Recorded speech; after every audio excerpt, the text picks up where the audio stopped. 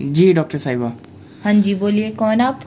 मैं अपनी वाइफ को लेके आया था एक हफ्ते पहले आपके पास दिखाने के लिए। प्रेग्नेंट है। ओके 4 मंथ्स की प्रेग्नेंट है। Okay okay. सो पता तो लग ही जाता है। अबॉर्शन करवाना है जी।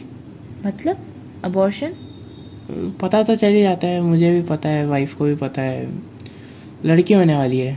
तुम्हारा दिमाग तो नहीं खराब हो गया है? तुम क्या बोल रहे हो? तुम्हारे खुद के कानों में भी आवाज जा रही है।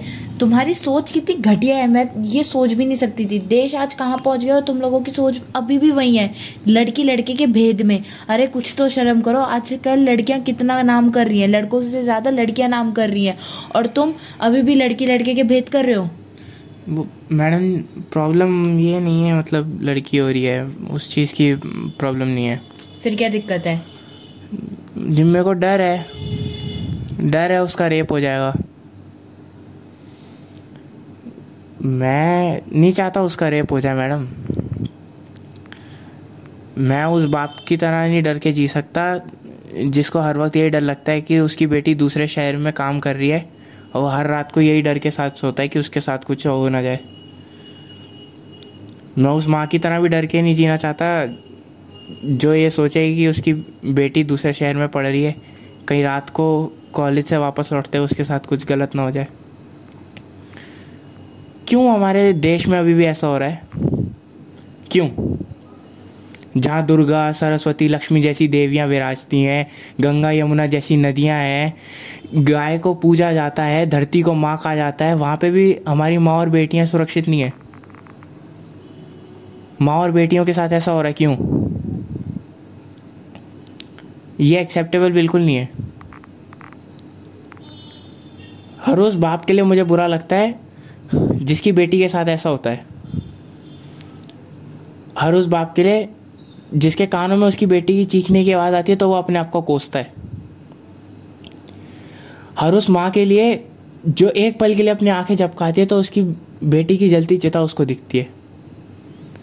हर उस भाई के लिए बुरा लगता है जो हर बार ये सोच के रह जाता है कि काश मैं उस दिन उसके साथ होता तो उसको बचा लेता। क्यों रोज ऐसी खबरें देखने को मिलती हैं कि फरीदाबाद में 8 साल की लड़की के साथ रेप हुआ या मेरठ में 7 साल की लड़की के साथ। आज सुबह ही टीवी पे 3 खबरें बैक टू बैक। मजाक है क्या ये? ऐसा क्यों होता है? एक बेटी के साथ नाइंसाफी तब शुरू होती है जब वो पैदा होती है। वो पैदा होती है और कह दिया जाता है कि परिवार में एक बेटी थी, दूसरी भी लड़की हुई है। उसके साथ नाइंसाफी तब होती है जब उसके साथ पहली बार ऐसी छेड़छाड़ की घटना होती है और उससे कह दिया जाता है कि नहीं, कुछ मत कहना किसी को, परिवार की बदनामी होगी। जब उससे कहा जाता है कि वो पराया धन है, किसी और के घर की लक्ष्मी है, तुम्हें पढ़ने की क्या ज़रूरत है, तुम्हें दूसरे घर जाना है, तुम्हारी जगह भाई को जान दो। और उसके साथ नाइंसाफी तब भी होती है जब उसके साथ ऐसी कोई घिनौनी हरकत हो जाती है और तब भी समाज उसी पे उंगली उठाता है कि उसी की कोई गलती होगी। क्यों? आम आदमी बहुत जल्दी यूज्ड हो जाता है ऐसी चीज़ों के साथ, फिर चाहे वो पहले हुए हुए स्कैम्स हो या फिर आजकल की ये घटनाएं। पहले ऐसी कोई न्यूज़ सुनेगा तो फटाफट फ़ोन निकल जाते हैं इंस्टाग्राम और व्हाट्सएप पे स्टेटस अपडेट करने के गुस्से के। अगले दिन टीवी में ऐसी खबर देख के 2 गालियां बक देते हैं नेता को। अगले दिन फ़ोन करके दूसरे शहर में रहने वाले रिश्तेदार से पूछ लिया जाता है कि आपकी बेटी सही है, मेरी बेटी सही है, बस ठीक है। अरे आम आदमी घर चलाने और सबको पालने के चक्कर में इतना बिजी हो जाता है कि उसको पता नहीं चलता कि उसके आसपास क्या हो रहा है। देश मिट्टी में मिल जाए लेकिन उसको टमाटर तो सस्ते मिल रहे हैं।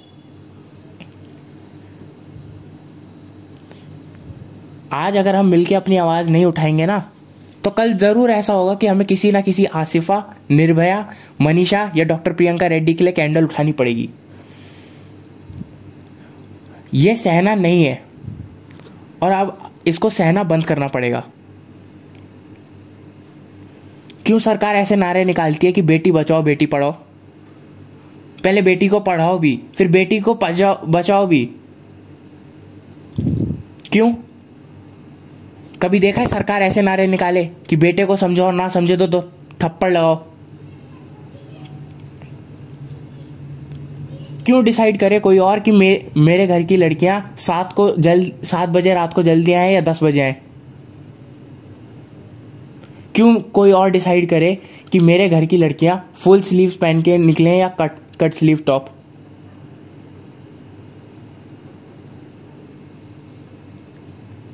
ना मुझे किसी निर्भया का बाप बनना है, ना मेरे को किसी ऐसे दरिंदे का बाप बनना है। क्रिमिनल्स पता है ये ऐसा क्यों करते हैं? क्योंकि उनके दिमाग में कि ये सब लंबा खिंचता जाता है। निर्भया केस की तरह सालों साल केस चलेगा। फर्ज कीजिए, मैं आपको एक उदाहरण देता हूं। एक औरत के साथ रेप हुआ। जब उसके केस की पहली हियरिंग आई तो औरत को मरे हुए 5 साल हो गए थे। या तो प्रियंका रेड्डी के केस की तरह एक एनकाउंटर, एक गोली चली, कहानी खत्म, सजा नहीं होगी। कितने नेता ऐसे हैं जिन पे रेप केसेस चल रहे हैं? किसी को जेल जाते हुए देखा है? क्यों आज तक हम ये चीजें सह रहे हैं? वो जमाने चले गए। लोगों का दिमाग बदलना जरूरी है। अगर इस बात से किसी का दिमाग बदलता है तो मैं बहुत खुश रहूंगा, और नहीं तो फिर कुछ और करना पड़ेगा। वो क्या है वो आपको समझना पड़ेगा। आप भी एक लड़की हैं। जब मैंने आपसे ये बात करी तो आपका खून खौल गया कि नहीं? जब मुझे बोलने में इतना गुस्सा आ रहा है तो आप लोगों को सुनने में कितना गुस्सा आता है कि 7 बजे से पहले घर आ जाना। ये क्या पहन रखा है, कुछ और पहन के जाओ।